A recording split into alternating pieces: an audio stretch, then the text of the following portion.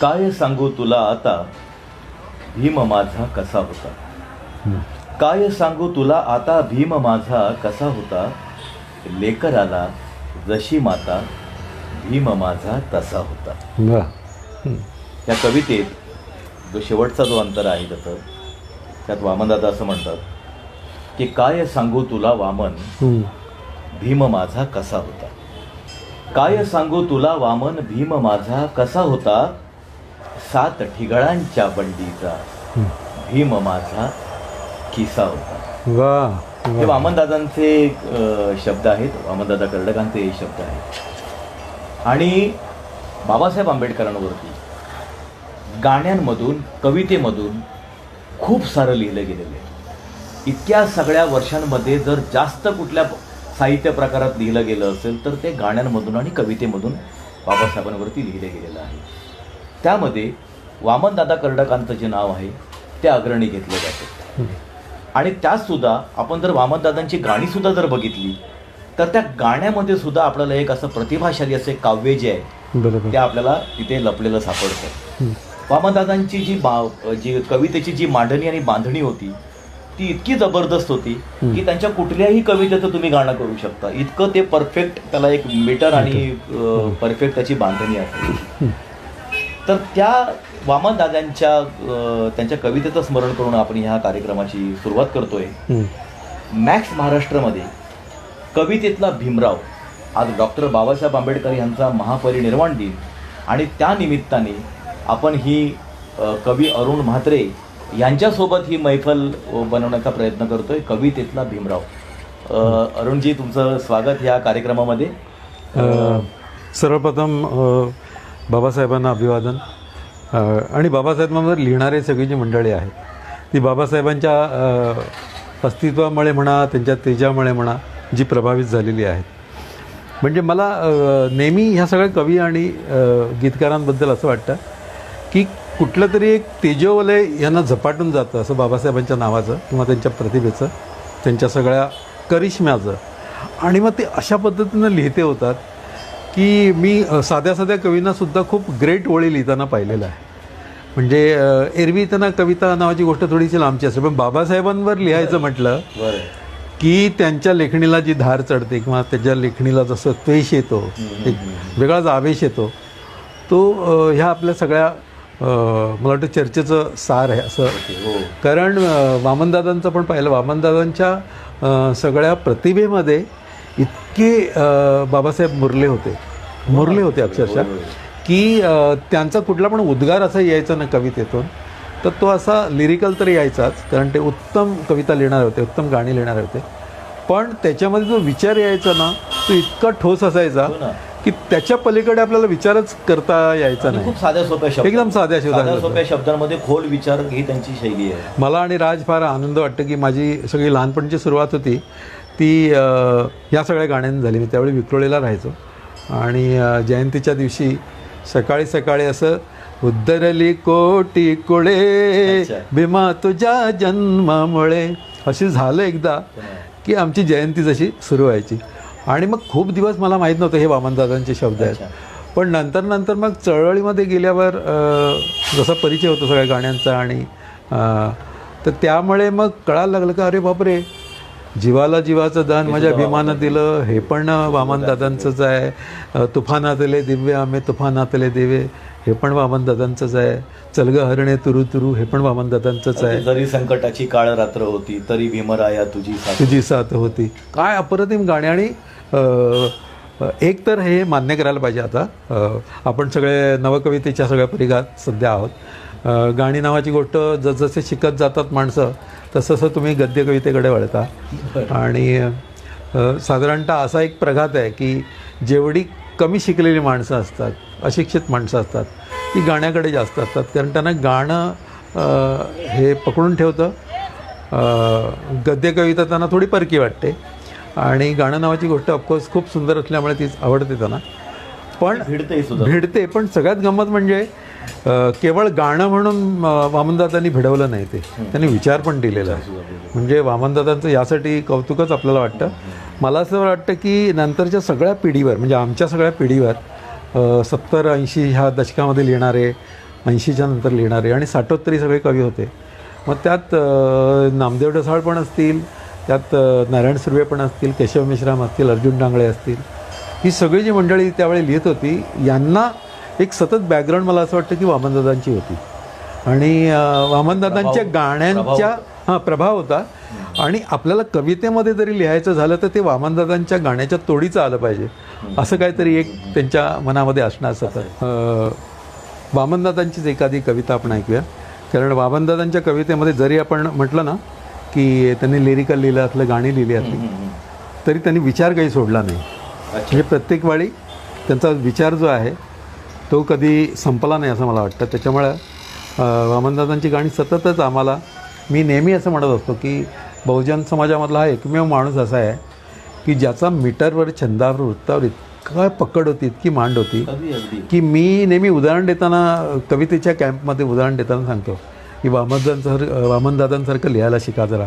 अच्छा. हां, की किती नेमकं मीटरमध्ये असतं बघा, की किती कुठेही एक शब्द मागे पुढे करता येत नाही त्यांचा. मी त्याचा अनुभव घेतलेला आहे की त्यांच्या कवितेचं एक पुस्तक एकदा माझ्या हातात आलं आणि ते मी असं उघडलं आणि समोर एक कविता होती. ती पहिल्यांदाच मी ती बघितली कविता, आणि ती पहिल्यांदा बघितलेली कविता आहे ना, अशी गद्यात नाही आली माझ्याकडून. ओके. ती वाचायला गेलो आणि ती कविता अशी आली, मी नवी कहाणी होऊन वाणी, गाते भीमाची गाणी, मी नवी कहाणी. ते अक्षरशः तुम्ही म्हणताय ना की मीटर जो आहे ना तो इतका परफेक्ट असतो की ती आपोआपच ती गेयताची आहे ना, की त्यामधून ती स्वाभाविक गेयता येऊन जाते. तर हे खूप लोकप्रिय आहे खूप. पण हे सतत आम्ही परत चळवळीमध्ये असताना म्हटलेलं गाणं आहे. वादळी वाऱ्यामधी तोफेच्या माऱ्यामधी, वादळी वाऱ्यामधी तोफेच्या माऱ्यामधी, पाहिला भीम आम्ही रणी लढणाऱ्यामधी. वादळी वाऱ्यामधी तोफेच्या माऱ्यामधी, पाहिला भीम आम्ही रणी लढणाऱ्यामधी. महाड क्रांतीमधी दिल मर्दाच जिण, महाड क्रांतीमधी दिल मर्दाच जिण, आपल्याच ओंजळीनं शिकवलं पाणी पिणं, आपल्याच ओंजळीनं शिकवलं पाणी पिणं. पाहिला भीम मी, पाहिला भीम तिथं तेजस्वी ताऱ्यामधी, पाहिला भीम तिथं तेजस्वी ताऱ्यामधी, पाहिला भीम आम्ही रणी लढणाऱ्यामधी.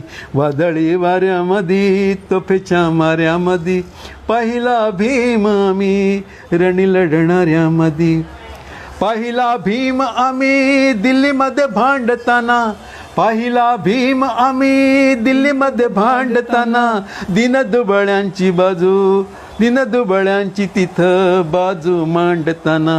पाहिला भीम आम्ही चढत्या पाऱ्यामधी, पाहिला भीम आम्ही चढत्या पाऱ्यामधी, पाहिला भीम आम्ही रणी लढणाऱ्यामधी.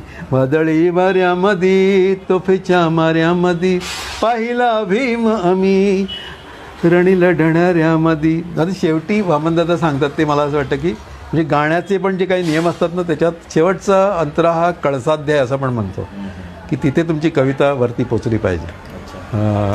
कवितेच्या भाषेत सांगायचं तर विकासक्रम असा पकडला जातो. पहिलं कडवं म्हणजे निवेदन, दुसरं कडवं म्हणजे माहिती थोडी, विवरण, आणि चौथ्या कडव्यामध्ये कळसाध्याय. तुम्हाला जे कवीला सांगायचं असतं ना ते इतकं वामनदादांमध्ये आहे की मला वाटतं आश्चर्य वाटतं की कुठून ते हे सगळं शिकले. नेमकं असं की वामन भीम तुझा चंदनी हारामध्ये, वामन भीम तुझा चंदनी हारामध्ये, पाहिला काल आम्ही बुद्धाच्या दारामध्ये, पाहिला काल आम्ही बुद्धाच्या दारामध्ये. चांगल्या संस्कृतीचे दास होणाऱ्यामध्ये, चांगल्या संस्कृतीचे दास होणाऱ्यामध्ये, पाहिला भीम आम्ही रणी लढणाऱ्यामध्ये. वादळी वाऱ्यामध्ये तोफेच्या माऱ्यामध्ये, पाहिला भीम आम्ही रणी लढणाऱ्यामध्ये, पाहिला भीम आम्ही रणी लढणाऱ्या. म्हणजे आत्ता बोलताना सुद्धा शहार येतात, आपल्या काटा येतो अंगावर. तर ही जी सगळी गीतांचं योगदान म्हणूया, अनेक लोकांनी गाणी लिहिली. आणि अनेक लोकांनी हा विचार असा सतत पसरवत नेलेला आहे. पण काही महत्त्वाची नावं आहेत, ती नावं आपल्याला घ्यावी लागतात. की जसं गद्यकवितामध्ये आपण वामन यांचं नाव घेतो, नामदेव ढसाळचं नाव घेतो. तर नामदेव ढसाळनी असं केलेलं आहे की भीमाची स्तुती गात बसलेला नाही तो, अच्छा. बाबासाहेबांची स्तुती गात बसलेला नाही. तर बाबासाहेब म्हणजे काय, ह्या आत्ताच्या घडीला काय बाबासाहेब म्हणजे माझ्यासाठी, असं त्यांनी त्या कवितेमध्ये लिहिलं. वर्तमानामध्ये उभं करतात. वर्तमानमध्ये म्हणजे आता आपल्याला सगळ्यांना माहिती आहे की नामदेव हा सतत ह्याच्यामध्ये होता, गोलपेट्याला राहायचा आणि 7 रस्त्याला राहायचा, सगळ्या आजूबाजूला झोपडपट्टीचं वातावरण त्याच्यामध्ये राहायचा. वेश्यावस्तींमध्ये सुद्धा तो राहिलेला आहे, तिथेच त्याचं सगळं आयुष्य गेलेलं आहे. तर त्या सगळ्या संदर्भामध्ये काय भीम, असं त्यांनी नुसतं कौतुक काय करायचं. आत्ता मी ह्या क्षणाला या खस्ता खातोय, त्यासुद्धा त्याच्या कवितेमधून. हां, पण त्याच्या अगोदर एक अशोक नायगावकरांनी कविता लिहिली, ती मला खूप म्हणावीशी वाटते. त्यांनी, मी कविता लिहिल्यानंतर माझ्या प्रभावाने त्यांनी कविता लिहिली ती, पण त्यांना अनेक वर्ष जे वाटत होतं ना बाबासाहेबांबद्दल, ते त्यांनी त्या कवितेमध्ये लिहिलेलं आहे. आणि लॉर्ड आंबेडकर झाला असतात. हां, नाही ती नाही, त्याच्या अगोदरची एक कविता आहे, तुझी खरंच भीती वाटते भीमा, अशी कविता. तुझी खरंच भीती वाटते भीमा, तुझ्या शताब्दीचा फेस फसफसतोय, मोहाची ताजी झिंग पसरली आहे, मोहाची ताजी झिंग पसरली आहे, शिवाशिवीचा खेळ सुरू झाला आहे. अच्छा. शिवाशिवीचा खेळ सुरू झाला आहे, तुला भोज्या बनवला आहे, आणि काय घाई उडली बघ तुला शिवून घ्यायची, काय घाई उडाली बघ तुला शिवून घ्यायची. मला तुझ्या अंगावर उष्णतेचं गळू दिसतं, मला तुझ्या अंगावर उष्णतेचं गळू दिसतं, लाल संस्कृतीचा पू वाहतो त्यातून, आणि तुझ्या अदृश्य जखमांमधून तुझा ब्रॉन्झ देह काळा ठिक्कर. उन्हात भीमा एक तारेचा खरखरा ब्रश घे आणि घास संस्कृतीचा अंगांग. अच्छा. एक तारेचा खरा खरा ब्रश घे आणि घास संस्कृतीचं अंगांग, आणि ओतत राहा फिनेल कन्याकुमारीपर्यंत, आणि ओतत राहा फिनेल कन्याकुमारीपर्यंत. तुझ्याकडे येणाऱ्यांना नागडं कर, तुझ्याकडे येणाऱ्यांना नागडं कर. बघ देशातल्या भट्टीतल्या विटांवर तू उभा, आणि मला तुझ्याभोवती अदृश्य भिंत दिसते, मला तुझ्याभोवती अदृश्य भिंत दिसते, घोटीव गुळगुळीत, आणि तू कुऱ्हाडी खिळ्यासारखा ऋतून बसलेला धर्माच्या घट्ट भिंतीत. तू कुऱ्हाडी खेळ्यासारखा ऋतून बसलेला धर्माच्या घट्ट भिंतीत, इथं संस्कृतीला सहज टांगता येईल म्हणत. वारा बघ कसा नुसताच वाहतोय, आणि तुझ्या हातातली घटनेची पानं फडफडवीत, तुझ्या हातातील घटनेची पानं फडफडवीत. आता तर न चुकता तुझ्या पुस्तकाचं कवर बदललं जात आहे, आता तर न चुकता तुझ्या पुस्तकाचं कवर बदललं जात आहे. तुझं नाव दिलं रस्त्याला की किती सोपं जातं. उकळतं डांबर ओतता येतं त्यावर, उकळतं डांबर ओतता येतं त्यावर. भीमा तू रस्ता अवजड वाहनांच्या गुरगुरणाऱ्या चाकाखालचा, कार्बनचा धूर श्वासत. कुठल्या निलाजऱ्या तोंडानं सांगू तुला की विसरून जा खाली मान घालणाऱ्या आठवणी, विसरून जा खाली मान घालणाऱ्या आठवणी. मी सुरक्षित हिंदू कॉलनीत तुझ्यावर कविता लिहिताना, मी सुरक्षित हिंदू कॉलनीत तुझ्यावर कविता लिहिताना, मला तू खाडीच्या पाण्यात दिसतोस. घराभोवती काळी रांगोळी घालताना तू सांड पाण्यासारखा वाहत जातोस. शहराखालून गळ्यात दोर फासून तू गाडी ओढतोस. तू पाठीला असतोस जीव ढकलत चढणीवर. तू उसळपाव खातोस, रस्ता खोचतोस, माती उपसतोस स्वतःसाठी. तू मेन होलमधून मुडदा होऊन बाहेर पडतोस, तू मेन होलमधून मुडदा होऊन बाहेर पडतोस. जातीचा स्टिकर लावून बंद केलेलं असतं तुला. गोंडपाटानं शिवून टाकावं तसं तुझ्या नावाने बँक नसते MIDC, तुझ्या नावाने बँक नसते MIDC, नसतो साखर कारखाना. तू नेहरू रोजगार योजनेत आरोपीसारखा उभा असतो, तू नेहरू रोजगार योजनेत आरोपीसारखा उभा असतो. क्रेडिट ऑफिस समोर तुला प्रश्न विचारला जातोय तुझ्या मीन्स अँड स्टँडिंगचा, अनुभवाचा, आणि तू लपंगासारखा दिसतोस त्यांच्या चष्म्यातून. अजूनही तुझ्या नावाचा धूर ओसंडत नाही कारखान्यातून. अजूनही तू फक्त पोती वाहतोस व्यवस्थेची, अजूनही तू फक्त पोती वाहतोस व्यवस्थेची. आम्हाला तू हवा असतोस फक्त निळ्या आकाशासारखा शांत, गानस्त पद्मानस्त. पण तू तर राग ओकतोस, तुझ्यातून ज्वाळा निघतात आणि माझे किनाऱ्याचे घट्ट दगड उलथून टाकतात. तेव्हा मात्र तुझी भीती वाटते. खरंच भीमा, तुझी खरोखरच भीती भीती वाटते. एका खूप लोकप्रिय अशा कवीचं एक आवडतं वाक्य आहे, ते पण सांगतो की या महाराष्ट्रामध्ये जेवढी विठ्ठलावर गाणी लिहिली गेली नाहीत त्याहीपेक्षा जास्त गाणी बाबासाहेब आंबेडकरांवर लिहिली गेली.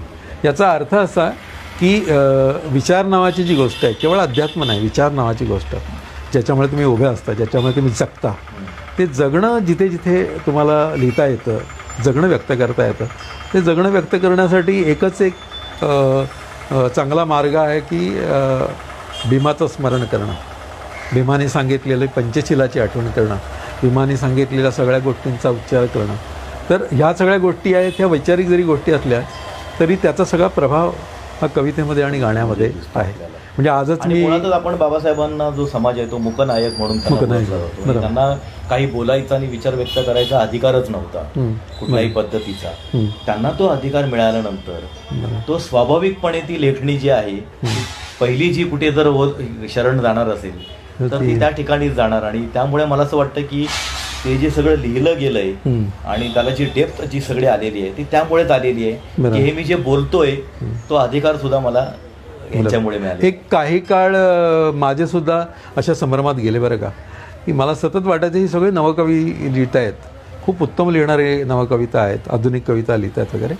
तर याच्यात म्हटलं तुम्ही लिहिता, अगदी भीमरावांना पण लिहितात ते लोक, आणि खूप चांगलं लिहितात, सशक्त लिहितात. म्हणजे भीमरावांना अभिप्रेत असलेला सगळा विचार जो आहे तो अत्यंत नेमक्या शब्दात त्यांच्या कवितेत होतो आहे. पण मग मला असं पण वाटायचं, पण हे सगळं सर्वसामान्य लोकांना कळणार कसं, असं एक माझं पेच होतं त्या काळात, मधल्या काळामध्ये. आणि मी सतत अशी त्यांना दूषणच द्यायचो. म्हटलं गाणं लिहिता आलं पाहिजे तुम्हाला, भीमाच्या लेकरांना गाणं पाहिजे, गाण्यातून भीम कळला पाहिजे. आणि तुम्ही गद्यकविता लिहिता तर ही गद्यकविता कशी काय त्यांना पोचणार, हे सगळे विचार कसे काय पोचणार.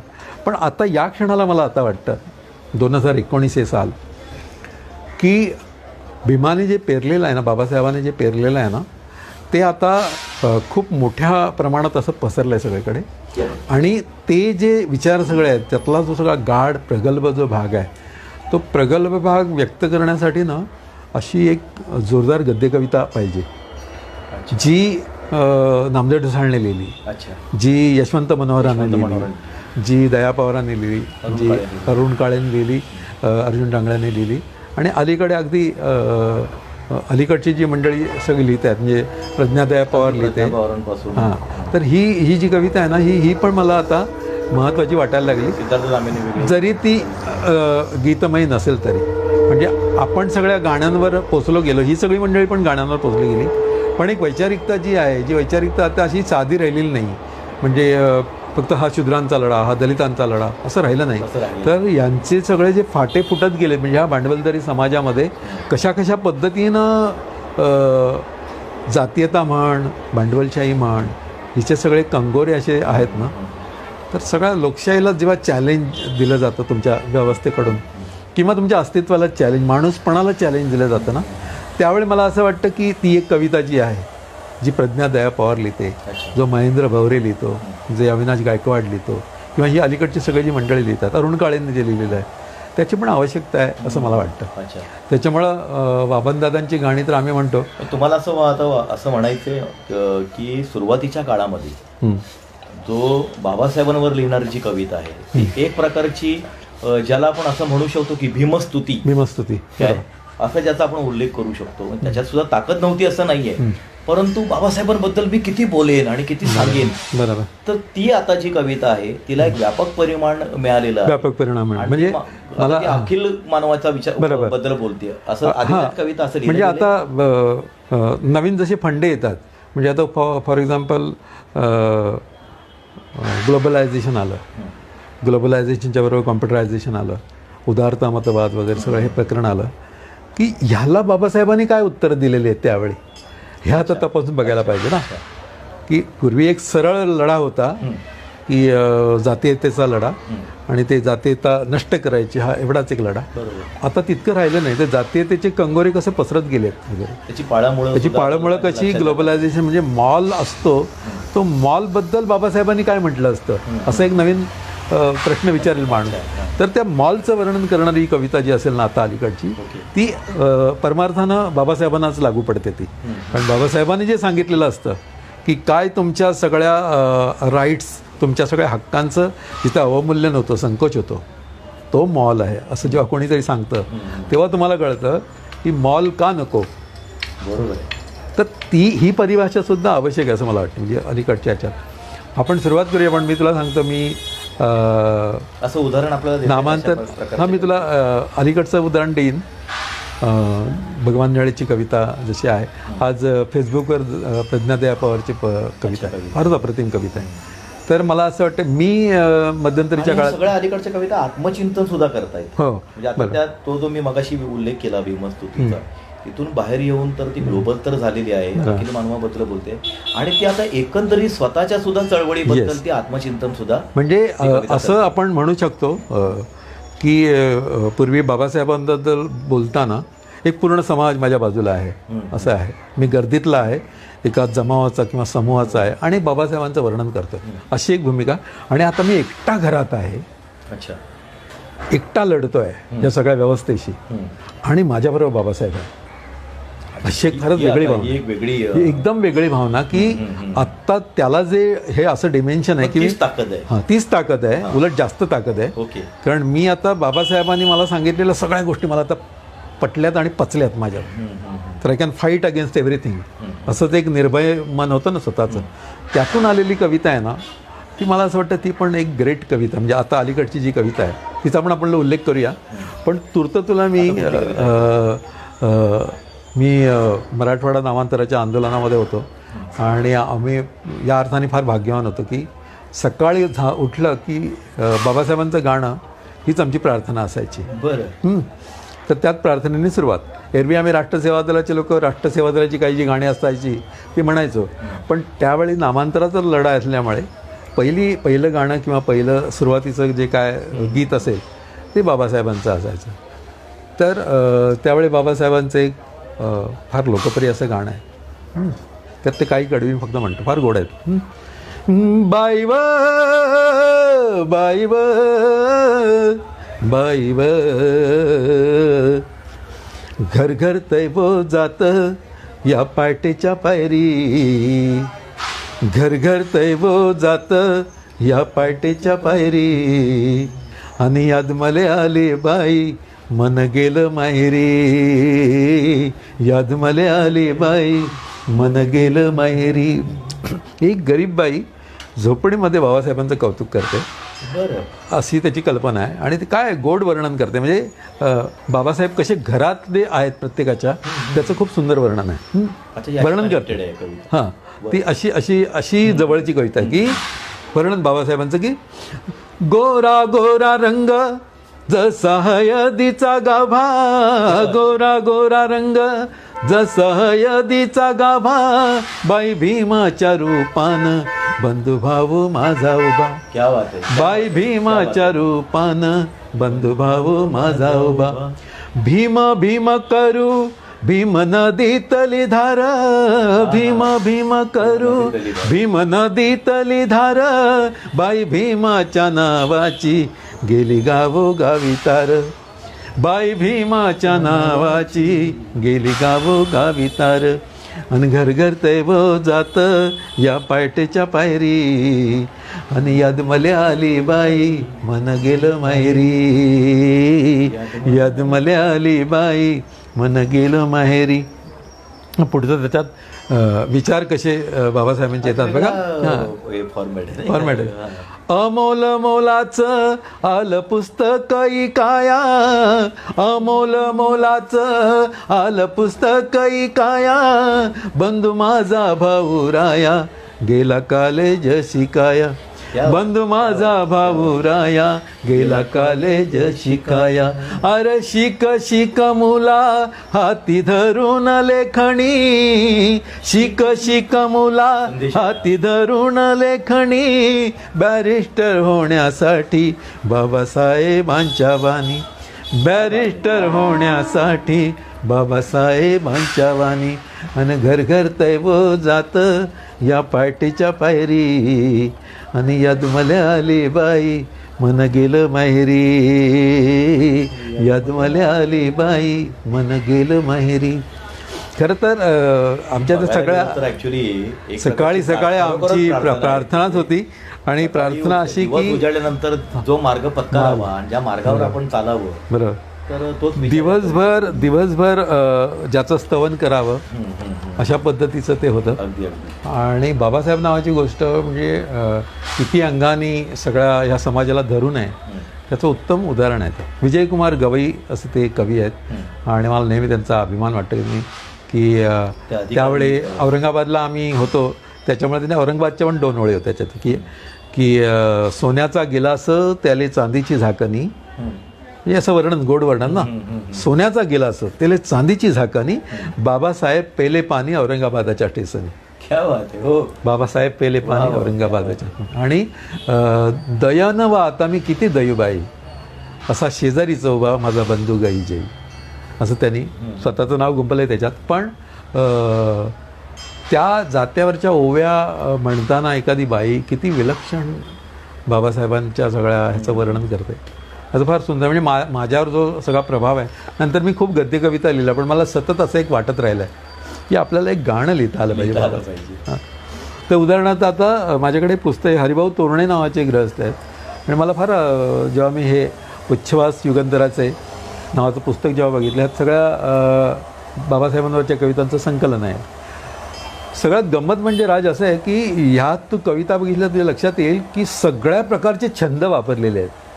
म्हणजे हे जे वेगळेपण आहे ना, याच्यात तुला केशव कर्णी वृत्त दिसतं, भोपाळीचं वृत्त दिसतं, कुठे गझलचं सुद्धा फॉर्मॅट मंदारमाला दिसतं, गझलच्या फॉर्ममध्ये दिसतं. तर ही जी गंमत आहे ना, ही फार विलक्षण आहे की त्यावेळी जे शिकलेले असतील आणि त्यांनी बाबासाहेबांच्या प्रभावाखाली आलेले असतील, त्यांनी काहीतरी एक लिहिलं ना, ते सगळं असं वृत्तात लिहिलं आहे. म्हणजे मला गंमत वाटते की हे हरिभाऊ तोरणे नावाचे ग्रस्त आहेत, यांनी चक्क भोपाळी लिहिलेली आहे, भीमभोपाळी. तर ती त्यातले फक्त काही ओळी मी म्हणतो, कारण त्याचं ते मीटर इतकं प्लीजिंग आहे की कुठल्याही कार्यक्रमाची सुरुवात करावी असं आहे. प्रभावशाली राष्ट्र धुरंदर सखया भीमराया,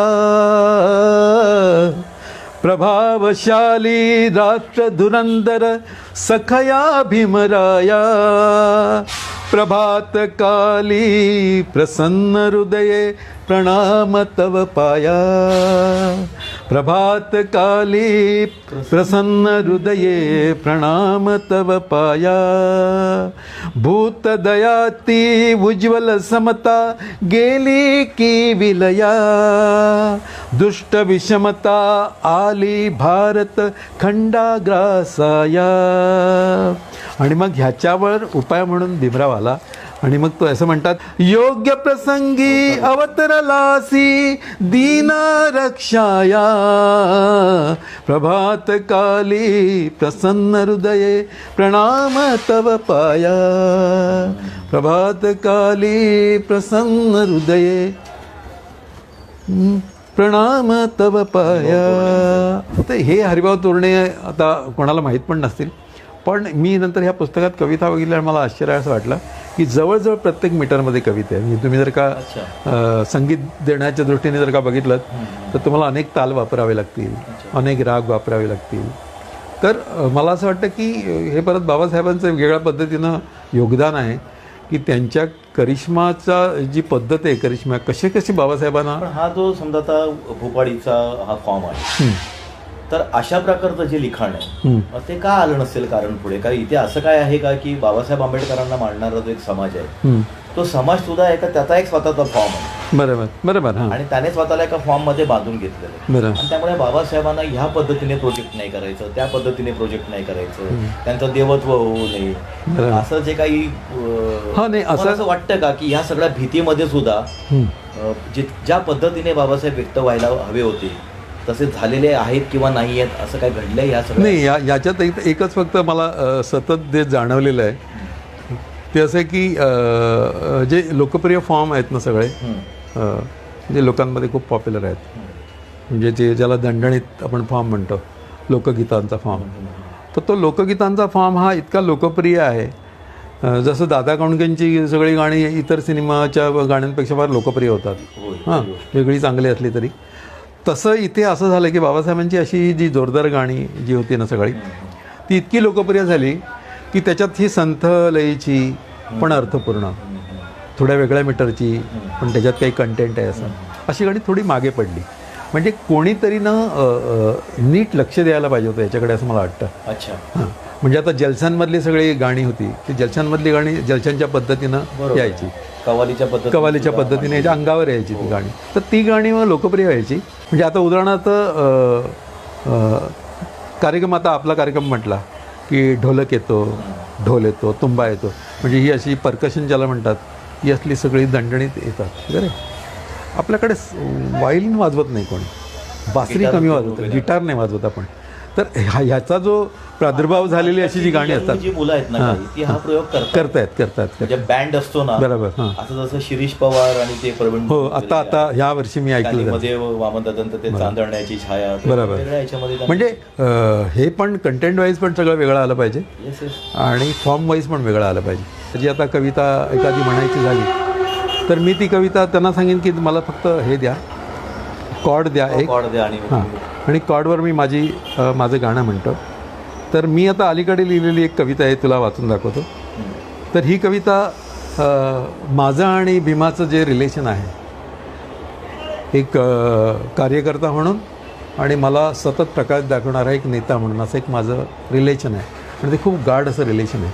तर त्याच्यात मी असं म्हणतो की माझी एक चांदणी रात्र तुला गे भीमा, माझी एक चांदणी रात्र दिखे तुला भीमा, माझा एक रोषणाईचा दिवस तुला गे भीमा, आमचा खडीचा सुनसान रस्ता तुला दिसतो भीमा, आमचा खडीचा सुनसान रस्ता तुला दिसतो भीमा, आमची उन्हाने पाठ शेकवणारी दुपार तुला कळते भीमा, रोजंदारी शोधत माझा फुकट गेलेला दिवस तुला कसा देऊ भीमा, रोजंदारी शोधत माझा फुकट गेलेला दिवस तुला कसा देऊ भीमा, आणि पोलीस कोठड्यातून आमच्या वाट्याला येणारी 3rd डिग्री कशी देऊ तुला, माझ्या ट्रॅन्झिट कॅम्पभोवती वाहतंय व्यवस्थेचं काळं गटार, माझ्या ट्रॅन्झिट कॅम्पभोवती वाहतंय व्यवस्थेचं काळं गटार, आणि तरीही छपरांकडे एकटक पाहत स्वप्नांची वलय निर्माण करणारी बुबळे तशीच आहे शाबूत, भीमा तू ती परत घे, भीमा तू ती परत घे. तर एक नैराश्य आहे, पण बाबासाहेबांकडे बघताना मी जो असा अंतर्बाह्य तरल झालेला असतो, अंतर्बाह्य स्वप्नांसकट मी भीमाकडे बघत असतो. माझ्या अवतीभोवती असलेलं सगळं तारांकित सगळं अवकाश आहे किंवा जग आहे ते मला भीमाने दिलं आहे, मला माहीत असतं. अशा पद्धतीचं जे एक रिलेशन आहे ना, हे रिलेशन ह्या अलीकडच्या नवकवितेतून आलेलं आहे की मी एकटा आहे आणि एकटा माझा भीमाशी संवाद चाललेला आहे की माझं काय केलंस तू भीमा असं पण आहे, अच्छा, आणि मला तू दिलेलं तूच आता आधार आहेस. तूच आता आधार आहे असं पण आहे. म्हणजे मला ह्या सगळ्या व्यवस्थेबद्दल ब्र काढायला तू शिकवलंस भीमा. आता मी ब्र काढतोय आणि माझं ब्र कोणी ऐकत नाही रे, हो हो. माझं ब्र कोणी ऐकत नाही, याचा त्रास होतोय मला, काय करू भीमा. अशी एक तगमग जी आहे ना, ते दोन्ही पण भीमानीच दिली मला. अशा पद्धतीनं एक नवीन कविता आता जी आलेली आहे, तर ती पण मला असं वाटतं खूप महत्त्वाची कविता आहे. नैराश्यातून बाहेर काढायचा सुद्धा बाबासाहेबांचा विचार करतो, हो, आणि पुन्हा लढण्याचं बळ सुद्धा तोच देतो. आणि अगदी या लढाईमध्ये तुम्ही एकटे जरी पडलात तर तो तुमच्या सोबतीला पुन्हा त्याचा विचार सगळा उभा असतो. बरोबर. आणि मग हे जे काही लोकांचं जे एकटंपण आहे किंवा आजूबाजूचा सगळा भोवतालचा समाज बघितल्यानंतर जे नैराश्य जे कुठं लढावंसं जे वाटतं, बरोबर, त्यावेळेला हा बाबासाहेबांचा जो विचार आहे तो लेखणीमधून लोकांच्या आलेला आहे. उतरताना आपल्याला दिसतो. आपण अजून काही कविता ऐकू. मगाशी नायगावकरांनी जी कविता त्यांची आपण वाचली त्याच्यात जो भाव आहे तसाच पॅरलल भाव, अच्छा, तसाच पॅरलल, फक्त इथे हे नामदेव ढसाळ बोलतोय, त्याच्यामुळे त्याच्या लेखणीची धार वेगळी, त्याची नामदेवची स्टाईल आहे. आंबेडकर 1981. मान्सूनसारखा तू येतोयस आमच्याकडे, मान्सूनसारखा येतोयस आमच्याकडे, तुला वाट करून द्यायला हवी, तुला वाट करून द्यायला हवी, कुठे नाहीस तू. उन्हा पावसात, वाऱ्या वावदानात, भूतकाळात, गतवेदनेत, माझ्या डोळ्यात, भुवयांच्या इंद्रधनुष्यात, कुठे नाहीस तू. स्वप्नांच्या प्रतिसादाला तडाखे देत हे अस्तित्वाचे कॉम्पोजिशन उत्तुंग करत कुठे नाहीस तू. तुझे शेष, तुझे अवशेष, तुझे अस्खलित लख लख प्रतिबिंब ते निघाले छिन्न भिन्न करत. दहशत, दहशत हे तुझे नाव कसे असू शकेल? दहशत हे तुझे नाव कसे असू शकेल? ज्ञानाच्या पानाबरोबर दिगंत आणि दृढतर होत जाणारा तू, क्षुद्र डोळ्यांच्या लफंग्याने तुला क्षितिजावरच का बंदिस्त करून टाकावे? क्षुद्र डोळ्यांच्या लफंग्याने तुला क्षितिजावरच का बंदिस्त करून टाकावे? यांना यांच्या गांडीवरची तिळच मोजता येत नाही. यांना यांच्या गांडीवरचे तिळच मोजता येत नाही. तुगा शेमण्याचं तुंतुनं आणि बोचाचा ताशा यांनी का करावा? अभिसरणाच्या नावाखाली यांनी अंगावर चढवलेली दौलतीची पुटे, शेवटी राधाबाई भीमाबाईची करुणाष्टके, शेवटी परड्या यल्लम्माच्या आणि त्या चालटोक बुलंडे यांच्या पंचायती हमाल, हे यांचे गडगंज ट्रस्ट, हे यांचे अष्टोप्रहर